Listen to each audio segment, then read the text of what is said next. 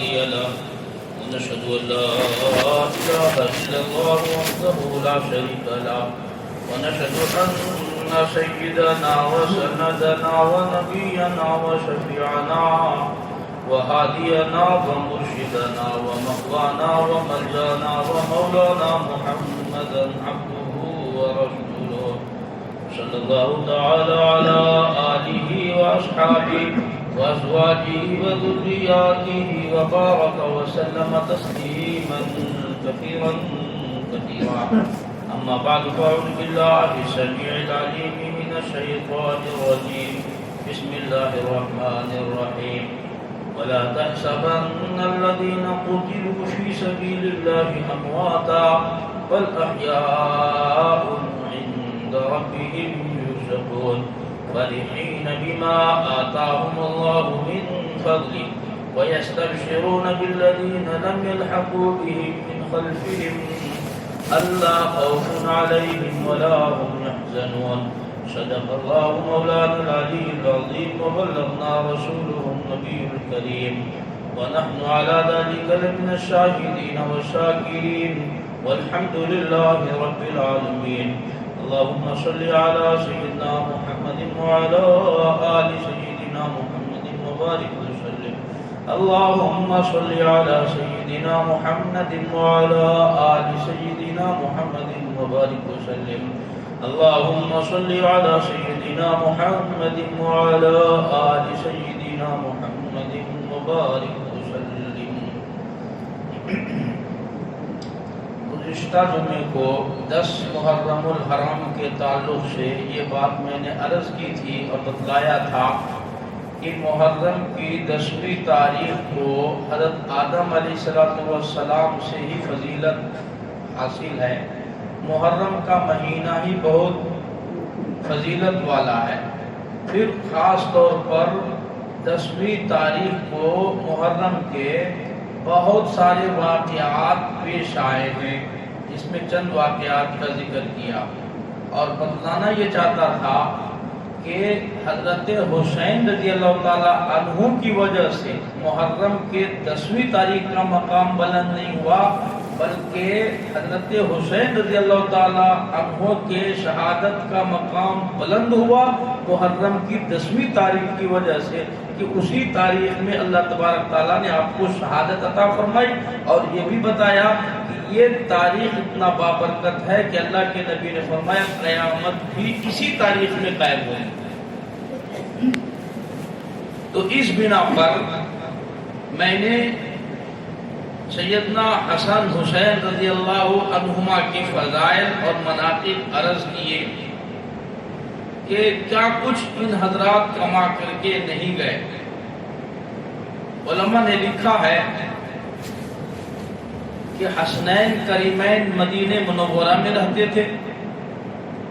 سیدنا حضرت علی رضی اللہ تعالی عنہ کے بعد حضرت امیر معاویہ رضی اللہ تعالی عنہ امیر المومنین بنے. حضرت امیر معاویہ رضی اللہ تعالی عنہ کی وفات کے بعد حکومت تبدیل ہوئی تو وہاں سے اختلاف شروع ہوا کہ حضرت امیر معاویہ رضی اللہ تعالیٰ عنہ نے اپنے بیٹے یزید کی بیعت کرائی. حسنین کریمین مدینے میں رہتے تھے. اسی بنا پر یہ جو واقعہ پیش آیا ہے شہادت کربلا، یہ نہ بخاری میں ہے، نہ مسلم میں ہے، نہ ترمذی میں، نہ ابو داؤد میں، نہ ابن ماجہ میں، نہ نسائی میں. حدیث کی کسی کتاب میں ان واقعات کا ذکر نہیں ہے، بلکہ یہ تاریخی واقعہ ہے. حضور کے دنیا سے پردہ فرمانے کے 60 سال کے بعد کا واقعہ، تقریباً 60 سال کے بعد کا واقعہ ہے. اسی بنا پر یہ تاریخی واقعات ہیں. حدیث و قرآن میں اس کا تذکرہ نہیں ہے. البتہ اللہ کے نبی صلی اللہ علیہ وسلم نے پچھلی بہت سارے واقعات کا اشارہ اپنی زندگی میں آپ نے فرما دیا تھا.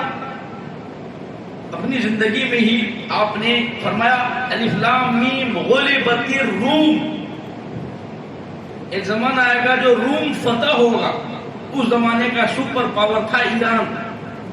حضور نے اپنی زندگی میں یہ پیشین گوئی فرمائی تھی کہ وہ فتح ہوگا، لیکن حضور کی زندگی میں فتح نہیں ہوا، حضرت عمر کے زمانے میں روم فتح ہوا۔ تو یہ بہت سارے ایسے واقعات تھے اور بہت سارے ایسے حالات تھے جس پر اللہ کے نبی صلی اللہ علیہ وسلم نے پہلے ہی پیشین گوئی فرمائی۔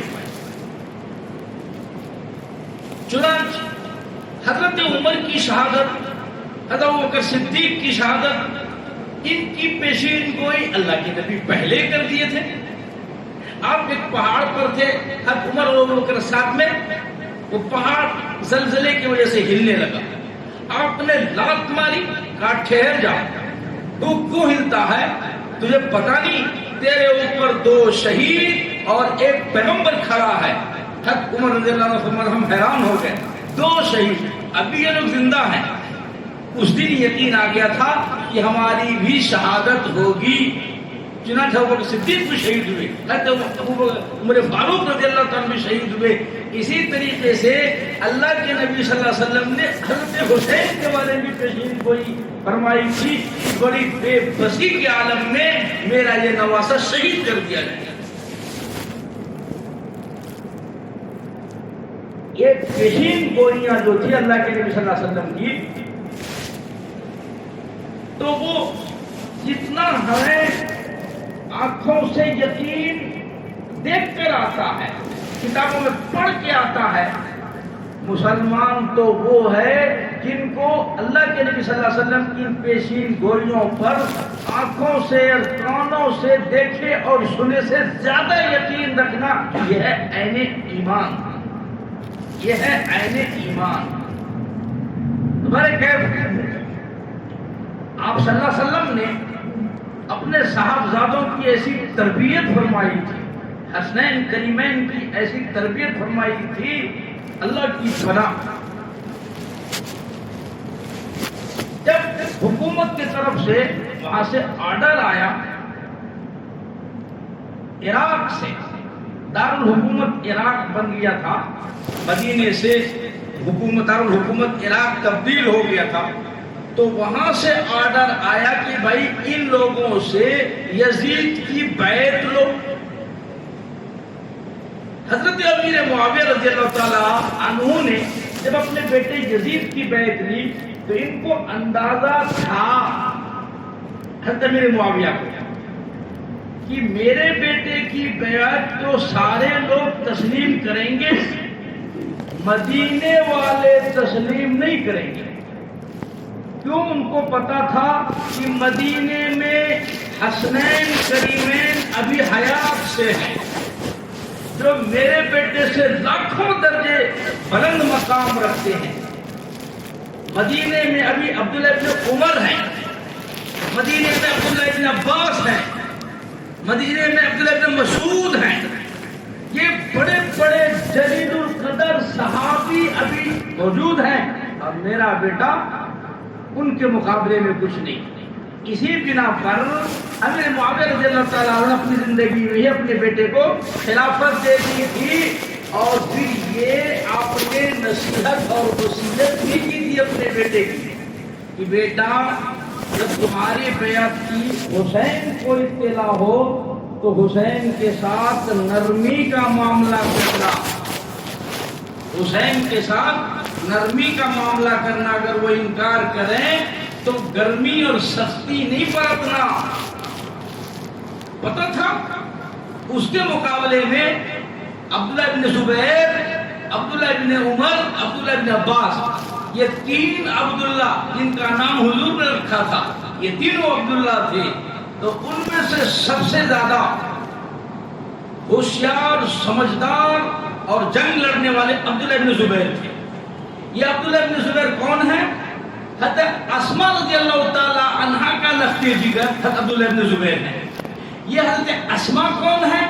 یہ حضرت اسماء حضور پاک صلی اللہ علیہ وسلم کی سالی ہیں، اما عائشہ رضی اللہ تعالی عنہا کی بہن، یہ بہن سگی نہیں تھی. حضرت ابوبکر صدیق کی 4 شادیاں تھی نا, تو ان 4 میں سے حضرت عائشہ ایک دوسری ماں کی, حضرت رومان کی بیٹی تھی, اور حضرت اسما دوسری ماں کی, باپ ایک تھا.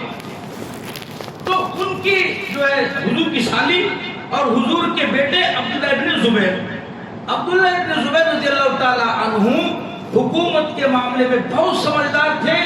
اسی بنا پر حضرت امیر معاویہ نے کہا کہ عبداللہ ابن زبیر کو زبردستی بیعت لینا, اگر وہ انکار کر دے تو قتل کر دینا. لیکن جب حسین کی باری آئے گی تو نرمی کا معاملہ اختیار کرنا, گرمی نہیں. چنانچہ یہ لوگ مدینے میں آئے بیعت لینے, اب ان لوگوں نے زبردستی شروع کر دی. تو یہ حضرات رات میں ہی چپکے چپکے مدینہ چھوڑ کر مکہ مکرمہ کو بھاگ گئے. نہ رہے گی باس نہ بجے گی باس.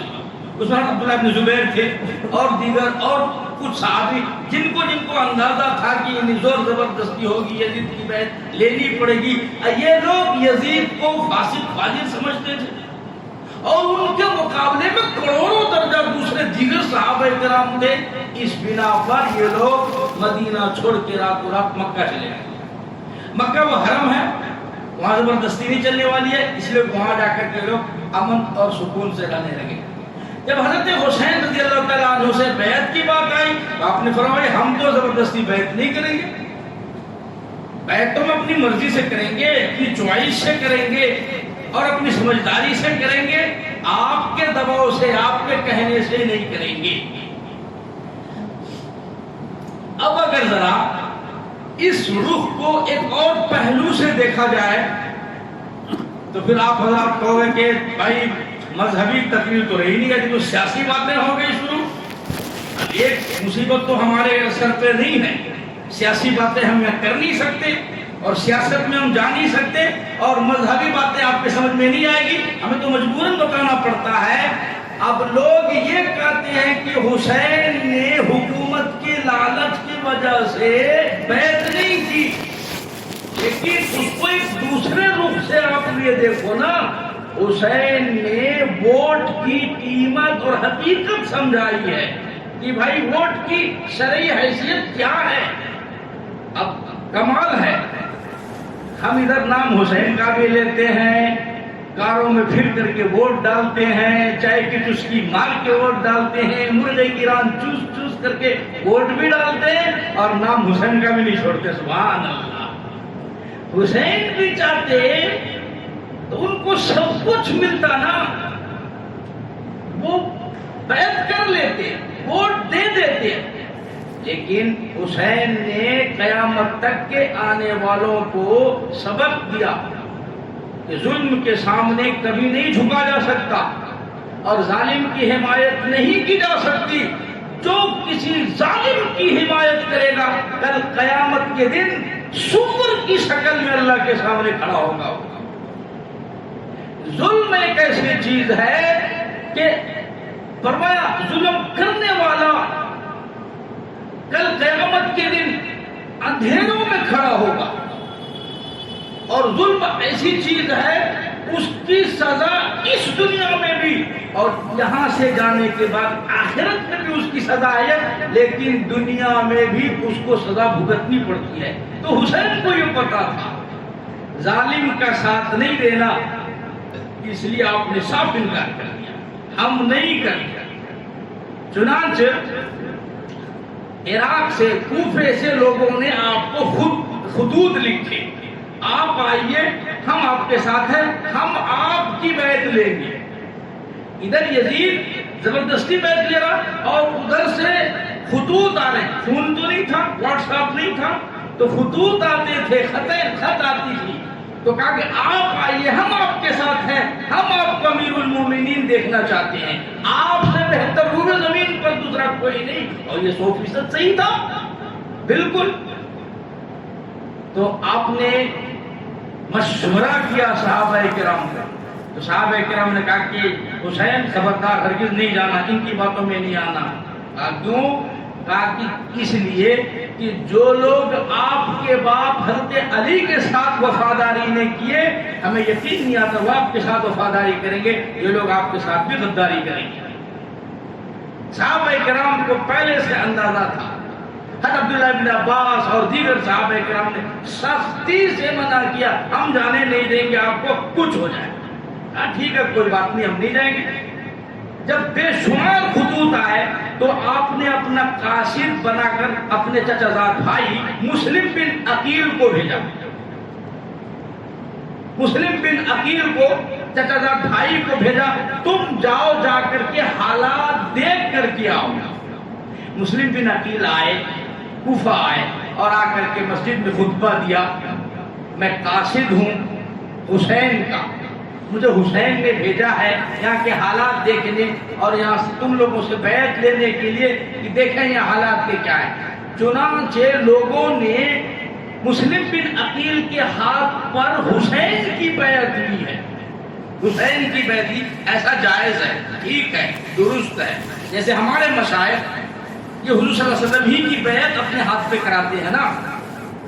یہ بیعت تو اصل میں اللہ کے رسول صلی اللہ علیہ وسلم نے کیا نا, تو لیکن یہ بیچ میں قاصد ہوتے ہیں جو واسطہ در واسطہ اس کڑی کو جوڑتے ہیں. تو اسی طریقے سے مسلم بن عقیل نے تقریباً سارا شہر مسلم بن عقیل کے ہاتھ پر بیٹھ گیا, تقریباً سارا شہر.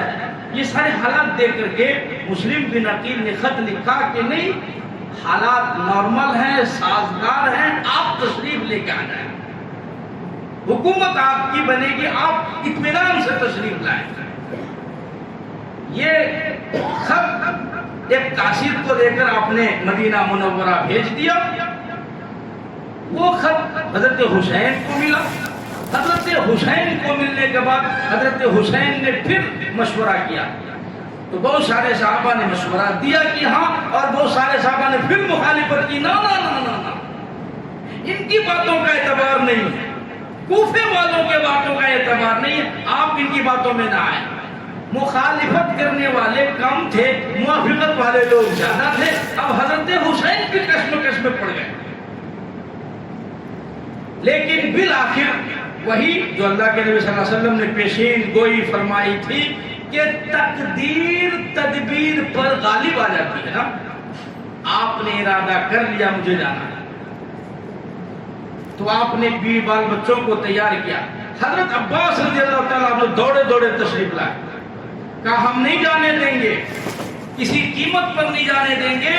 اگر آپ جائیں گے تو ہم آپ کے راستے میں جو ہے لیٹ جائیں گے, آپ کو روند کر پھر آگے جانا پڑے گا, اس سے پہلے نہیں. لیکن حضرت حسین عزم کر چکے تھے, نہیں مانے. صحابہ کرام پھر مشورہ کیے کہ اللہ کے واسطے کم سے کم حسین اتنا تو کرو, آپ چلے جاؤ, بیوی بال بچوں کو نہ لے کے جاؤ. بالآخر تمام صحابہ کرام جو ہے ایک طرف تھے, حضرت حسین رضی اللہ تعالیٰ عنہ کا فلسفہ ایک طرف تھا. پھر آخر یہ بیوی بال بچوں کے ساتھ وہاں سے چل دیے. چلتے گئے, راستے میں قافلہ بڑھتا گیا. یوں لکھا تاریخ میں تقریباً 500-600 کا آپ کا ایک قافلہ بن گیا تھا.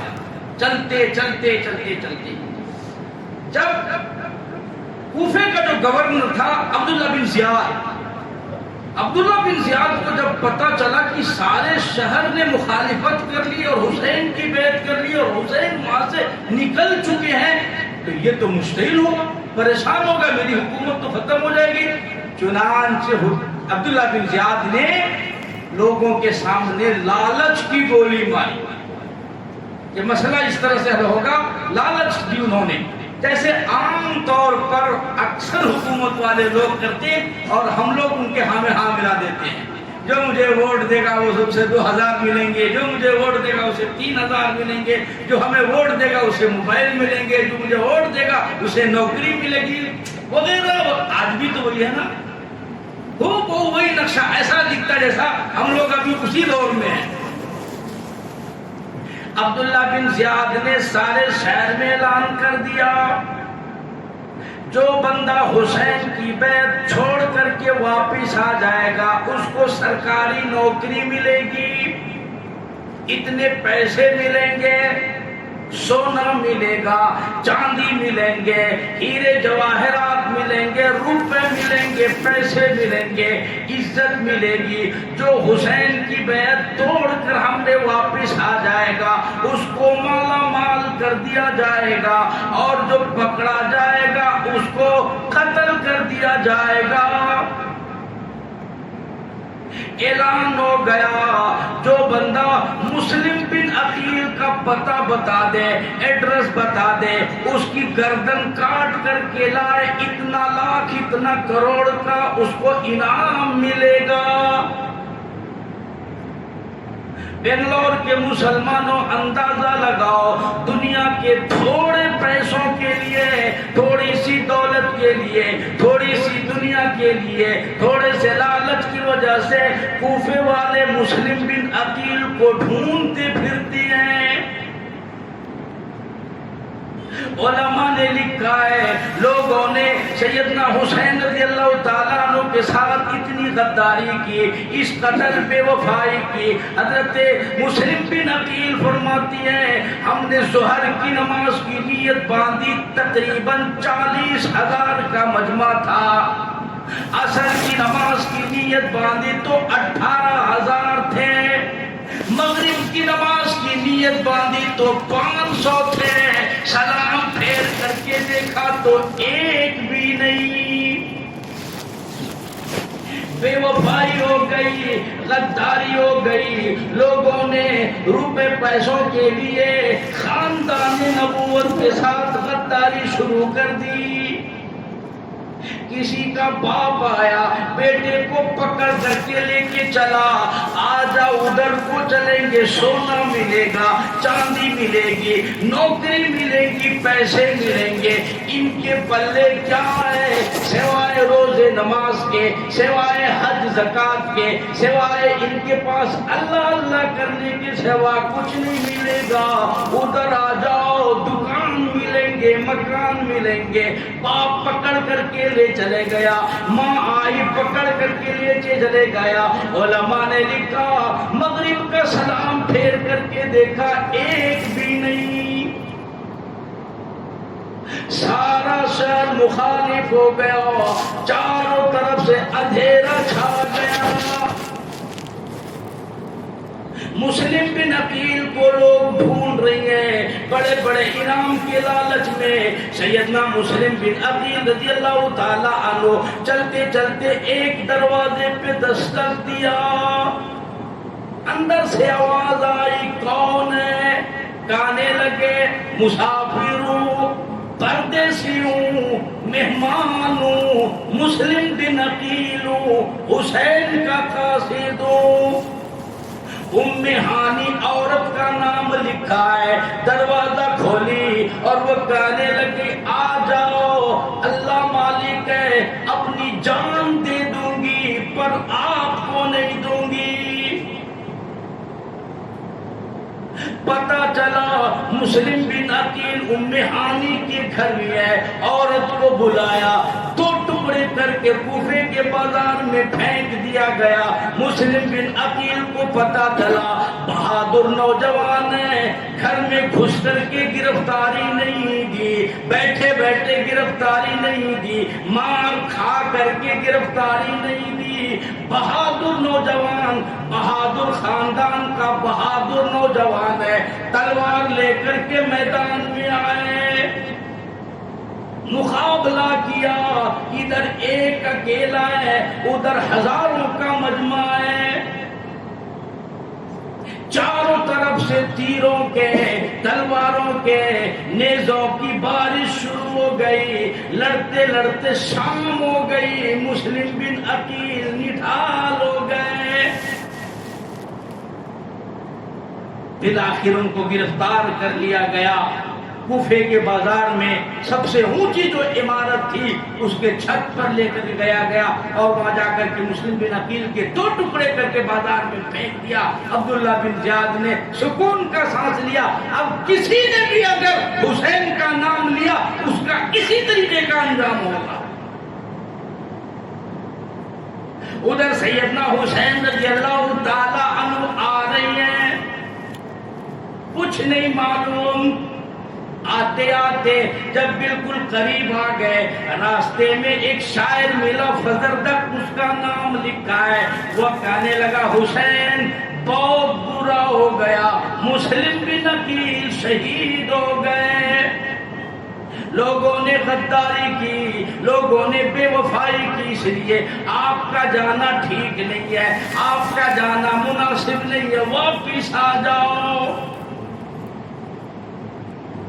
سیدنا حسین رضی اللہ تعالیٰ عنہ نے اعلان کیا، بھائی آگے کی منزلیں بہت پرخطر دکھائی دے رہی ہیں، حالات بہت زیادہ نامناسب ہیں، اس لیے میری طرف سے فل اجازت ہے، جس کا دل چاہے وہ چلا جائے اور جس کا دل چاہے وہ میرے ساتھ رہے، کسی کو بھی میں نہیں روک سکتا، میرا اللہ مالک ہے، اس لیے کہ آگے کی منزل بہت پرخطر ہے۔ چنانچہ علماء نے لکھا 500 یا 700 کا قافلہ تھا، سب ایک ایک دو 4 رات کی تاریکیوں میں، دن کے اجالے میں، جس کو جس طرح سمجھ آیا سارے لوگ واپس ہو گئے، آگے نہیں جاتے آپ۔ تھوڑے سے لوگ بچ گئے جو صرف آپ کے جانثار تھے، آپ کے خاندان والے تھے، آپ کے قریبی تھے، رشتہ دار تھے، وفادار فرما بردار تھے، ان کی تعداد زیادہ سے زیادہ 70 یا 72 آدمیوں کی لکھی، اس سے زیادہ نہیں۔ جب یہ قافلہ ایک مقام پر پہنچا تو چاروں طرف سے ان کو پولیس والوں نے، فوجیوں نے، ان کے آدمیوں نے گھیر لیا۔ سیدنا حسین رضی اللہ تعالیٰ عنہ کے قافلوں کو لوگوں نے گھیر لیا۔ آپ نے پوچھا بھائی کیا بات ہے؟ آپ نے تو ہمیں خط لکھ کر کے بلایا، ہمارا آپ سے کوئی لڑائی نہیں، جھگڑا نہیں ہے، آپ نے ہمارا راستہ کیوں روکا ہے اور ہمارے سے آپ کو کیا تکلیف ہے؟ تو وہ کہنے لگے خط لکھنے والوں سے ہمارا کوئی واسطہ نہیں ہے، ہم جو ہے عبداللہ بن زیاد کی طرف سے آئے، آپ یہیں پر یزید کی بیعت کا اعلان کر دو، ہمارا آپ کا جھگڑا ختم، مسئلہ کچھ بھی نہیں ہے۔ سیدنا حسین رضی اللہ تعالیٰ عنہ سمجھ گئے یہ لوگ زبردستی یزید کی بیعت لینا چاہتے ہیں اور ہم زبردستی ظالم کی بیعت نہیں کر سکتے ہیں۔ علماء کرام نے لکھا ہے سارا قافلے کو گھیر لیا گیا، ظہر کی نماز کا وقت آ گیا، حسین نے پوچھا لوگوں تم نے نماز پڑھی؟ وہ کہنے لگے ہمارے پاس پانی نہیں ہے، نماز کیسے ادا کریں؟ سیدنا حسین رضی اللہ تعالیٰ عنہ فرمانے لگ گئے آ جاؤ ہمارے پاس پانی کا انتظام ہے، اس سے پہلے وضو بنا کر کے نماز پڑھو، ہمارا اللہ مالک ہے۔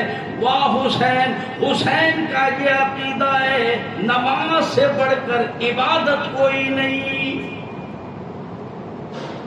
اسی لیے سب سے پہلے لوگوں نماز کی فکر کرو۔ اللہ تبارک تعالیٰ کا فرمان ہے، حسین کہتا ہے کہ نماز کے بغیر کوئی عبادت اللہ کے یہاں مقبول نہیں، جو بندہ نماز نہیں پڑھتا ہے اللہ کے یہاں اس کا کوئی عمل قبول نہیں ہوتا۔ حج کرو، زکوٰۃ دو، روزے رکھو، بڑے بڑے اعمال کرو، حسین کا عقیدہ ہے نماز کے بغیر دوسری عبادت قبول نہیں۔ اسی لیے حسین نے دشمنوں کو پانی دے دیا، ہمارا اللہ مالک ہے، جو پینے کا پانی تھا وہ بھی دے دیا۔ پہلے نماز ادا کرو، حسین اپنی نماز میدان جہاد میں قضا نہیں ہونے دیتا۔ آج لوگ گھروں میں بیٹھ کر نماز قضا کرتی ہے, دکانوں پہ بیٹھ کر نماز قضا کرتی ہے, ہوٹلوں میں بیٹھ کر نمازیں قضا کرتی ہے. آج لوگ طرح طرح کی نعمتیں کھا کر نماز قضا کرتی ہے, پھر وہی لوگ حسین کا نام لے لے کر کے پتہ نہیں کیا کیا کرتی ہے. شرم نہیں آتی؟ حسین نے ایسا سجدہ کیا, قیامت آئے گی حسین کا سجدہ ختم نہیں ہوتا. اسی لیے جو بندہ نماز نہیں پڑھتا, ہمارا عقیدہ ہے, سن لو کان کھول کے, اس کا حسین سے کوئی لینا دینا نہیں ہے, حسین سے اس کا کوئی رشتہ نہیں. اس لیے کہ حسین نے تو سر سجدے میں رکھ کر کے سب کچھ قربان کر دیا, اور یوں بتلایا لوگوں سجدے سے زیادہ بڑی چیز دنیا میں اور کچھ نہیں ہے, اور جس کو سجدے کی توفیق نہیں اس کا حسین سے کوئی رشتہ نہیں.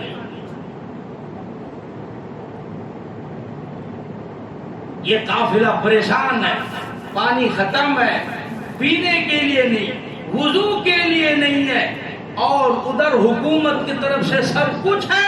علماء نے لکھا کہ یہ جتنے لوگ تقریباً 4000 کا مجمع تھا جنہوں نے گھیر رکھا تھا, 70-72 آدمیوں کو یہ کھانا یزید کے دسترخوان پہ کھاتے, نماز حسین کے پیچھے پڑھتے, نماز حسین کے پیچھے اور کھانا یزید. کسی نے پوچھا تمہیں شرم نہیں آتی؟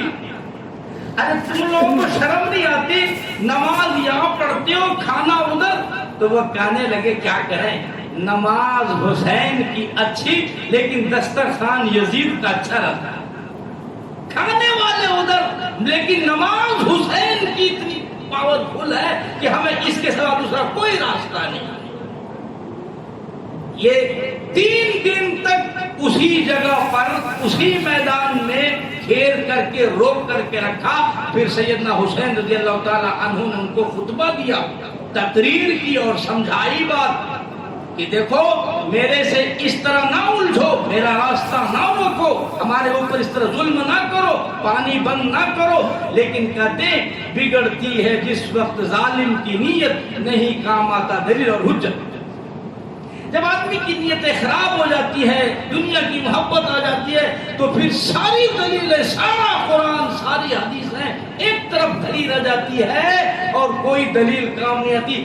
آدمی اندھا ہو جاتا ہے دولت کے نشے میں, پیسوں کے نشے میں, طاقت کے نشے میں, حکومت کے نشے میں. یہ جو نشہ ہے یہ بہت بری بلا ہے. اسی نشے میں یہ سارے کے سارے پاگل تھے, جس کی وجہ سے کبھی یہ سمجھ میں نہیں آیا حسین کتنے اونچے درجے کا مالک ہے. اگر وہ لوگ سمجھ جاتے تو معاملہ بگڑتا ہی نہیں. اللہ ہمیں صحیح سمجھ نصیب فرمائے, اللہ ہر قسم کے نشے سے ہماری حفاظت فرمائے. بہت برا خراب نشہ ہوتا ہے یہ, بہت خراب. میں تو ڈیوٹی پر ہوں, میں ایس پی ہوں, میں ڈی ایس پی ہوں, میں فلاں ہوں, میں فلاں ہوں.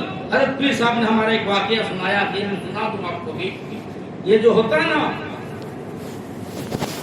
حکومت کا نشہ, عہدے کا نشہ, طاقت کا, حضرت پیر صاحب نے لکھا اپنا واقعہ پڑوسی ملک کا. ایک مؤذن صاحب فجر میں اذان دے رہے تھے, تو ایک بڑے آفیسر صاحب کا مکان مسجد کے بغل میں تھا. انہوں نے آ کر کے مؤذن کو بلایا کہ بھائی نیند کے وقت تو اذان کیوں دیتا ہے؟ تو کہا بھائی میری تو ڈیوٹی اذان دینے کی, اذان نہیں دوں گا تو کام کیا میرا؟ مؤذن کا کام کیا بھائی؟ اذان دینا. امام کا کام کیا بھائی؟ نماز پڑھانا. اب میں اذان نہیں دوں گا تو میری ڈیوٹی کیا؟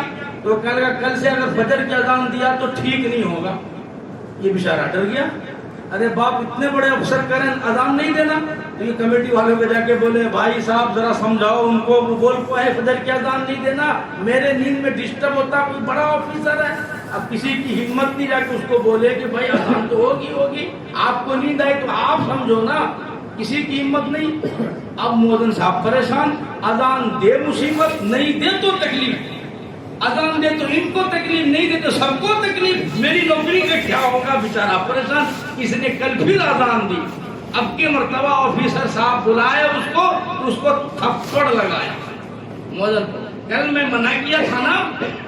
آج کل امام مؤذن کو برا بھلا کہنا سب سے آسان ہے, کیونکہ کوئی ان کا وارث نہیں ہوتا نا. کوئی ان کا سننے والا نہیں، کوئی دیکھنے والا نہیں. دنیا میں سب سے کمزور اور سب سے بے بس مخلوق یہی ہے. اب ان کا کوئی سننے والا تو ہے نہیں. یہ بیچارہ مولوی صاحب رو دھو کے کمیٹی والے کو بولے تو کمیٹی والے سننے تیار نہیں ہے، اس سے کوئی پنگا لینے تیار نہیں، بڑا پریشان. لیکن ایک بات ہے، دیکھو بھائی یہ گھر اللہ کا ہے اور اللہ کے گھر کا خادم مؤذن ہے. اللہ کے گھر کا خادم کون ہے؟ امام ہے. تو ذمہ داری اللہ لے لیتا ہے نا. حضرت پیر صاحب نے لکھا تھوڑے ہی دن گزرا تھا ہاتھ میں فالج مارا. قدرت کی لاٹھی میں آواز نہیں ہوتی ہے نا، اس کے مار میں آواز نہیں ہوتی ہے، مار بہت تگڑا لگتا ہے. جیسے ہی ہاتھ کام کرنا بند ہوا تو اب کوئی نوکری پہ رکھے گا؟ 10 دن 20 دن 50 دن 1 مہینہ 2 مہینے نوکری سے چلتے رہو صاحب. تھوڑے دن گزرے تھے، دونوں ہاتھ تو پہلے کام کرنا، پیر بھی کام کرنا چھوڑ دیا. علاج کر کر کے گھر والے تنگ ہو گئے تو بیوی بال بچے سال 2 سال کے بعد الگ ہو گئے. یہ ہر وقت جو ہے کہتا کھلا کے دو، ہر وقت پلا کے دو، ہر وقت پیشاب کراؤ، پخانا کراؤ وغیرہ وغیرہ وغیرہ. تنگ ہو گئے بچے سال 2 سال 3 سال میں. تو کیا کیے، ان کی چارپائی جس میں وہ سوتے تھے وہ اٹھا کر کے روڈ کے بغل میں کیلے کے ڈال دے کہ ہمارے گھر میں تمہارا گزر نہیں ہے. نہ تم سوتے نہ ہمیں سونے دیتے ہو، نہ تم کھاتے ہو نہ ہمیں کھانے دیتے ہو، نہ تم جیتے ہو نہ ہمیں جینے دیتے ہو. پیر صاحب نے لکھا ایسے روڈ پہ اس کی چارپائی تھی اور وہ چیخ رہا تھا، چلا رہا تھا کہ مولوی صاحب کی بد دعا نے مجھے مارا، فلاں صاحب کو میں نے تھپڑ مارا تھا، اس کی سزا ہے. اللہ واسطے مجھے جو ہے کوئی روٹی دے دو، کوئی روٹی دو، بھوک لگے گی. اب جانے والے سوچے یار بندہ بھوکا ہے، مانگنا. بازو ہوٹل سے جا کر کے روٹی اور گوشت اور سالن جو ملا لا کر کے دے دیا. اب وہ کہتا کہ نہیں بھائی کھلا کے بھی دو. ابھی یہ بڑی پریشانی. بھائی روٹی تو ہر بندہ دے دے گا، آپ کو کھانا تو دے دے گا، لیکن کھلانے کا ٹائم کس کے پاس ہے؟ بھائی مجھے آفس جانا، مجھے کام پہ جانا، مجھے فلاں جگہ جانا، وہ نہیں ہوتا. اچھا یہ کام کرو، کھلا کے نہیں دے سکتے تو وہ روٹی کا ٹکڑا جو ہے میرے پیروں میں پکڑا دو کم سے کم.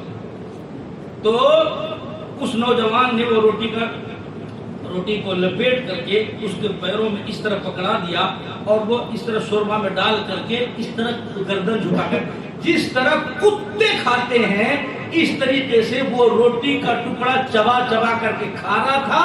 اور اسی حالت میں ذلت کے ساتھ پیر صاحب نے لکھا اس کی موت پاتی. جس کا کوئی نہیں اس کا اللہ ہوتا ہے. من کان للہ کان اللہ لہ. جس کی کوئی نہیں سنتا اس کی اللہ سنتے ہیں. جس کا کوئی فریاد پوچھنے والا نہیں اس کی فریاد رسی اللہ فرماتے ہیں. پھر اللہ جب فیصلے فرماتے ہیں بندوں کی سمجھ میں نہیں آتا یہ کون سا فیصلہ ہے، یہ کیسا فیصلہ. دوبارہ کہ جن لوگوں نے ظلم کیا ان کو کبھی سمجھ میں نہیں آیا کہ میرے سامنے کون ہے کیا ہے. اللہ ایسے نشے سے ہماری حفاظت فرمائے. اللہ ہمیں صحیح سمجھ نصیب فرمائے، صحیح دین نصیب فرمائے. اللہ تعالی ہم تمام کو کہنے سے سننے کی توفیق عطا فرمائے. آمین. وآخر دعوانا الحمدللہ رب العالمین. جو سنت سے فارغ ہے وہ سنتوں سے فارغ ہو جائے. السلام علیکم.